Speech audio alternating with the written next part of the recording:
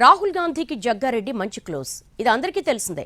కానీ తెలియంది ఏంటంటే జగ్గారెడ్డి ఎప్పుడు ఎలా మాట్లాడేవారో రాహుల్కు మొత్తం గుర్తుందే. ఆ విషయం తెలిసి జగ్గారెడ్డి షాక్ అయ్యారు. నిన్న జరిగిన భారత్ సమ్మిట్లో అలాంటి ఆసక్తికర సంభాషణ ఇద్దరి మధ్య జరిగింది. అదొక్కటే కాదు, తెలుగు మీడియా తన గురించి రాసిన సొంత వ్యాఖ్యానాలను కూడా ప్రస్తావించారు. బేసిక్గా జాతీయ పార్టీ నాయకులు నాన్ పొలిటికల్ విషయాలను మర్చిపోతూ ఉంటారు. లైటర్ వెయిన్లో ఎప్పుడోసారి సరదాగా మాట్లాడుతూ ఉంటారే తప్ప వాటిని అంతగా గుర్తుపెట్టుకోరు. ఇది అందరికీ వర్తించే విషయమే. అయితే రాహుల్ గాంధీ ఈ విషయంలో కొంచెం డిఫరెంట్.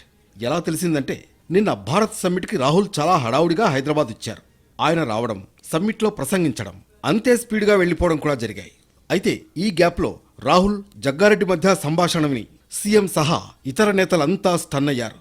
ఇలాంటి విషయాలు కూడా ఈయన గుర్తుపెట్టుకుంటారా అని ఒక రకంగా షాక్ అయ్యారు. ఇంతకు ఏం జరిగిందంటే, సమ్మిట్ ముగిసిన తర్వాత ఎయిర్పోర్ట్కి వెళ్లే క్రమంలో జగ్గారెడ్డి రాహుల్ గాంధీకి ఎదురుపడ్డారు. వెంటనే రాహుల్ ఆయన్ని దగ్గరకు పిలిచి మంచి మూడ్లోనే ఉన్నారా అని అడిగారట.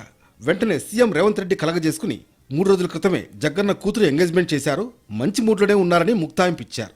ఆ మాటలకు ముగ్గురు నవ్వుకున్నారు.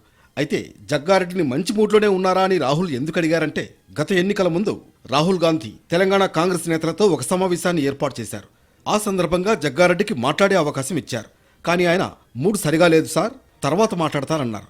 ఆ మాటను గుర్తుపెట్టుకున్న రాహుల్ ఈసారైనా మూడ్ ఉందా లేదా అని సెటైర్ వేశారు.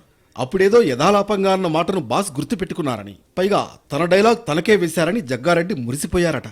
వెంటనే బిడ్డ పెళ్లికి రాహుల్ను పిలవాలని డిసైడ్ అయ్యారు.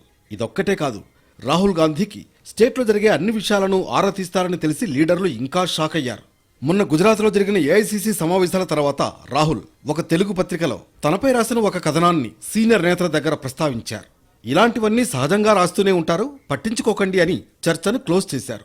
రాహుల్ గాంధీపై తెలుగు మీడియాలో వచ్చిన వార్తలు కూడా హస్తినకు చేరుతున్నాయంటే పార్టీలో అంతర్గత అంశాలు ఇంకా ఎంత స్పీడ్గా ఆయన దగ్గరకు వెళుతున్నాయో అర్థం చేసుకోవచ్చు.